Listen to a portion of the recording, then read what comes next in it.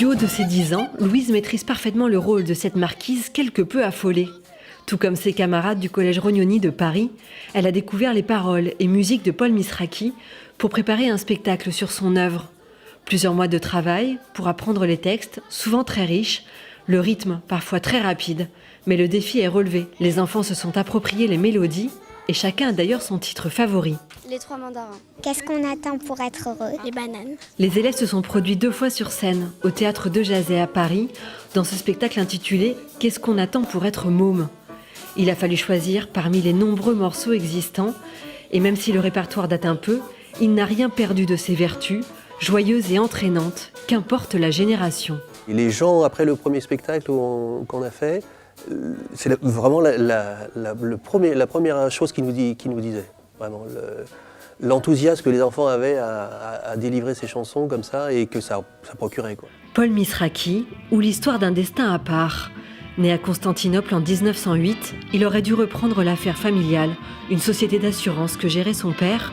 Il n'en fera rien. Il a des notes plein la tête, joue du piano. À 8 ans, il compose une valse, à 16 une opérette. Malgré le conflit familial, il choisit la musique, retrouve Ray Ventura, un ami d'école, avec qui il démarre sa carrière, au sein du groupe Ray et ses collégiens.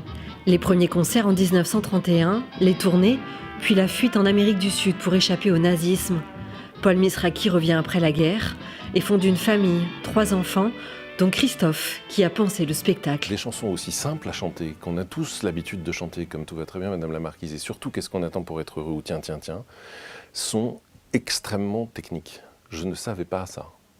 Et on les a dans la tête, et puis elles restent toute la journée, donc c'est horrible. Mais en fait, elles sont d'une technicité phénoménale. Il y a des changements de ton tout du long, et notamment sur Qu'est-ce qu'on attend pour être heureux, c'est extrêmement complexe. Je ne savais pas, donc ça j'ai découvert. Paul Misraki a composé 180 musiques de films, 400 chansons interprétées dans le monde entier par les plus grands. Piaf, Salvador, Montand, Ray Ventura bien sûr, et tant d'autres. Et c'est dans ce salon qui n'a pas changé que l'artiste concevait ses mélodies. Il faisait autre chose, et puis toc, à un moment donné, ça sortait. Et c'était naturel. Et ce qui est assez extraordinaire, c'est que tout arrivait comme ça, c'est-à-dire qu'il avait dans la tête la totalité de l'orchestration. Ça pouvait prendre 3/4 d'heure pour une page, parce qu'il écrivait la flûte, il écrivait le violon 2, le violoncelle, etc., etc. Et il faisait toute la partition comme ça, de tête. C'est un don, on va appeler ça comme ça. L'année Paul Misraki, débutée en 2018 pour les 20 ans de sa mort, se prolonge en 2019. Un livre CD pour enfants vient de sortir et une exposition lui sera consacrée à Dijon en juin. De quoi découvrir ou redécouvrir l'œuvre colossale de Paul Misraki.